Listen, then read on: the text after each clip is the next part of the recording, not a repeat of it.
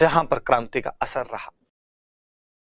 आप याद रखिए इस बात को कि छावनियों के अलावा यदि 1857 की क्रांति ने राजस्थान में सबसे अधिक रंग और जोर दिखाया था तो वह जगह थी कोटा।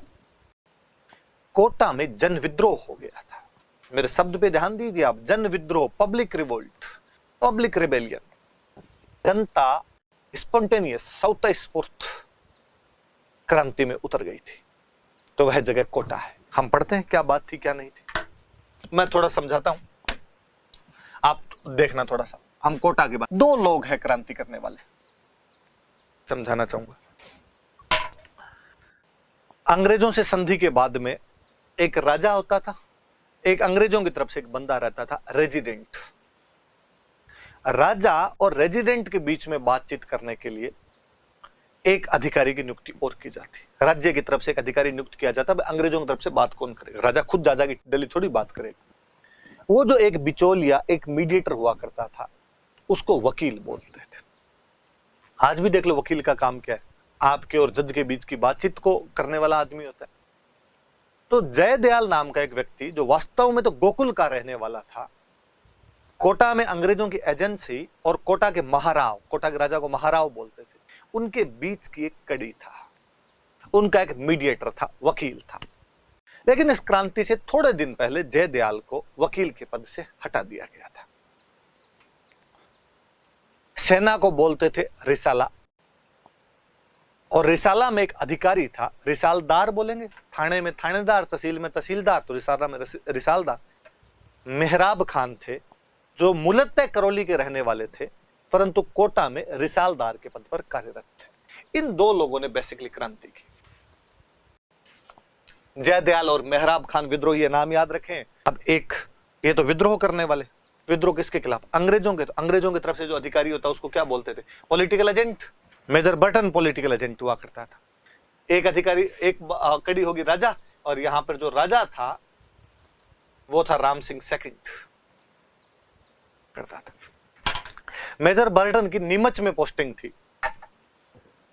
मेजर बर्टन जब क्रांति की खबरें मिली, नीमच के अंदर विद्रोह वगैरह जब दबाया, उसके बाद वह कोटा आता है, राम सिंह से मिलने के लिए जाता है। और जब वो राम सिंह से मिलने के लिए जाता है, जब राम सिंह और मेजर बर्टन के बीच में बातचीत होती है, राम सिंह सेकंड कौन? कोटा का राजा। मेजर बर्टन कौन? कोटा का पॉलिटिकल एजेंट। तो उसने राम सिंह जी को कहा कि राम सिंह जी, मेरे पास ऐसे कई इनपुट है, ऐसी कई न्यूज है कि कोटा में भी क्रांति हो सकती है। कुछ लोग इस प्रकार की कॉन्स्पिरेंसी में शामिल है, इस प्रकार के षड्यंत्र में शामिल है। प्लीज उन लोगों के खिलाफ एक्शन लिया जाए। राम सिंह जी ने पूछा कि कौन है वो लोग? मेजर बर्टन ने कहा कि दो तो आपका, एक तो वकील जिसको थोड़े दिन पहले आपने हटा दिया था जयदयाल, एक सेना में जो मेहराब खान नाम का रिसालदार है वह है, दो नाम इसने और बताए, रतन लाल और जिया लाल। और उसने कहा इनमें भी इन दो का ज्यादा ध्यान रखना है, जयदयाल और मेहराब खान का, इनका ध्यान रखो थोड़ा सा। राम सिंह जी ने कहा कोई प्रूफ कि ये लोग क्रांति कर सकते हैं? बर्टन ने कहा प्रूफ तो नहीं है, पर मेरे सोर्सेज गलत नहीं हो सकते, खबरें पूरी है। ये बात भगवान जाने कैसे बाहर लीक हुई कि राम सिंह और महाराव राम सिंह सेकंड और मेजर बर्टन जो कि पॉलिटिकल एजेंट है, उनके बीच में आज ये बातचीत हुई। ये तारीख थी 14 अक्टूबर 1857। जब जयदयाल और मेहराब खान को पता चला कि यार वहां पर ऐसी ऐसी बात हुई, तो उनको लगा कि अंग्रेज अपने को हटवाएं या राजा अपने को हटाए, इससे पहले विद्रोह कर दिया जाए। और उन लोगों ने 15 अक्टूबर को विद्रोह कर दिया। मेहराब खान के नेतृत्व में जो सेना थी वो बगावत पर उतर गई, और कहा गया कि कौन है अपने को हटवाने वाला, नेतागिरी कौन कर रहा है? सब बर्टन। बर्टन का घर घेर लिया गया। उग्र भीड़ ने, उस मोब ने मोब लिंचिंग की। बर्टन बर्टन के दो बेटे फ्रैंक और आर्थर, दो डॉक्टर सैडलर और सेविल क्वांटम, सबको मार दिया गया।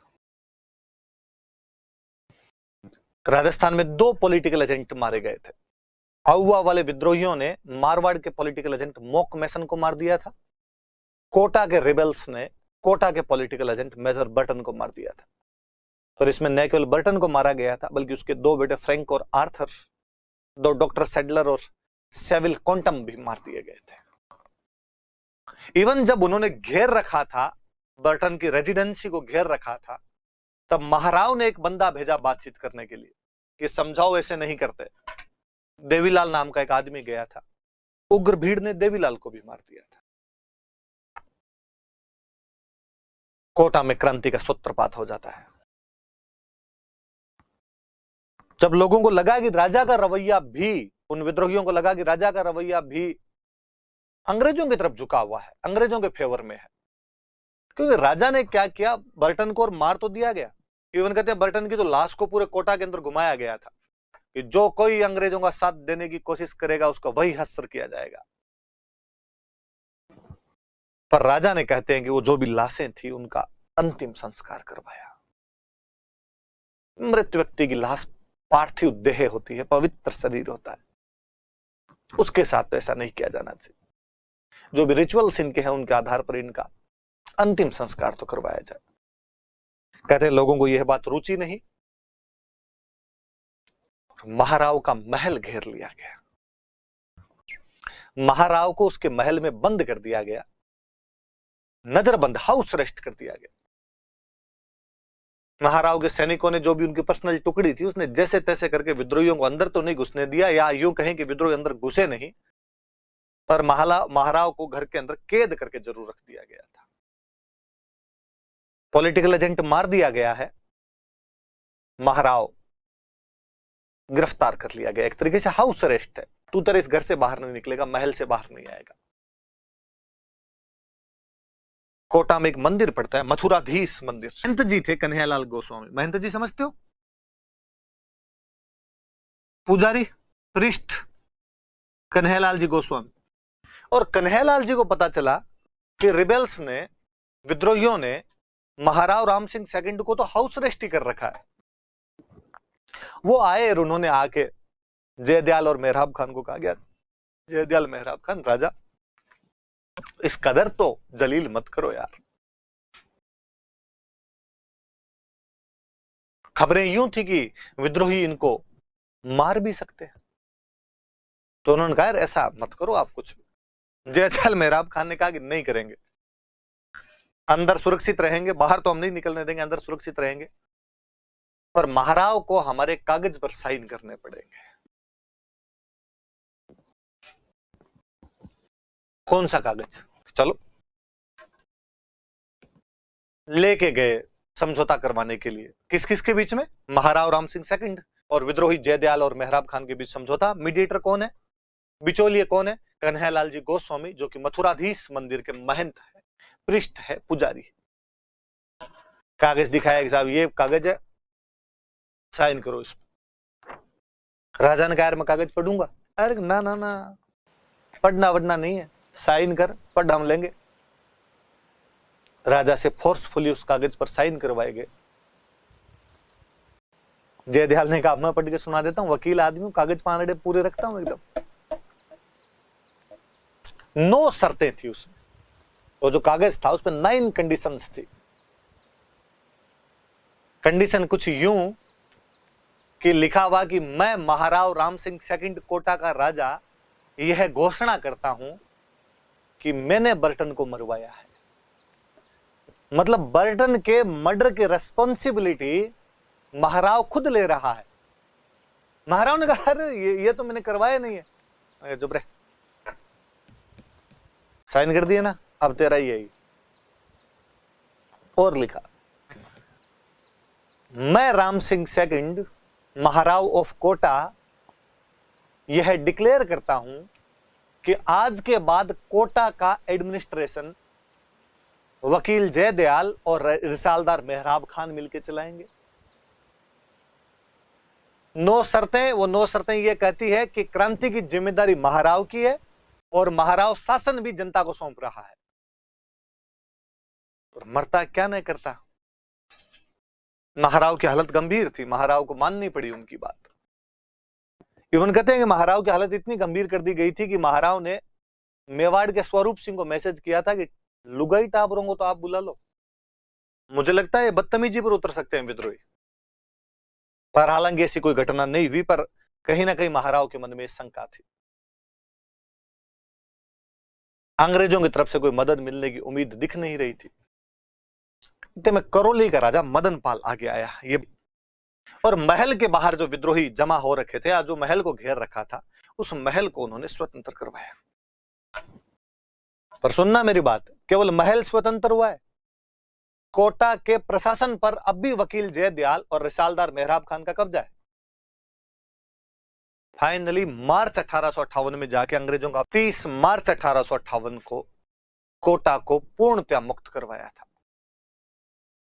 कई लोग लड़ाई में मारे गए। जयदयाल का भाई था एक हरदयाल, वो इस लड़ाई में मारे गए थे। मेहराब खान का भाई था करीम खान, वो इस लड़ाई के अंदर मारे गए थे। जयदयाल और मेहराब खान भागने में कामयाब रहे, पर कालांतर में इनको भी पकड़ लिया गया। दोनों को फांसी लगाई गई।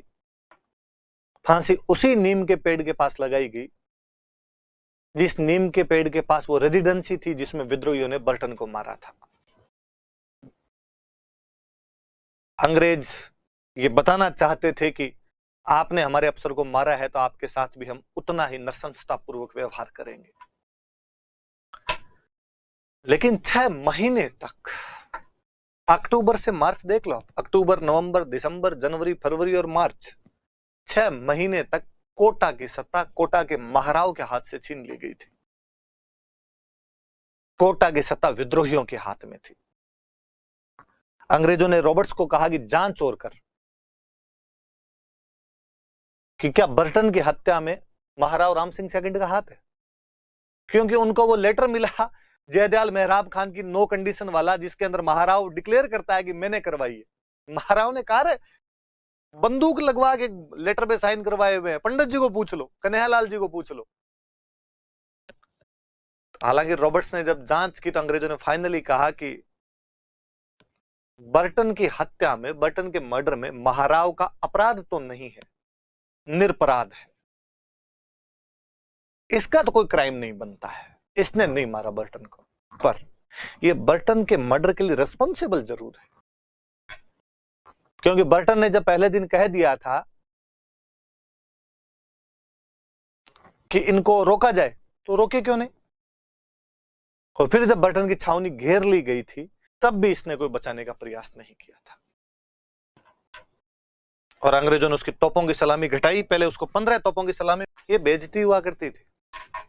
इसका मतलब पहले जब राजा अंग्रेजों के पास जाया करता तो उसके सम्मान में 15 गन सैल्यूट दिए जाते, 15 तोपों की सलामी होती, अब का 11।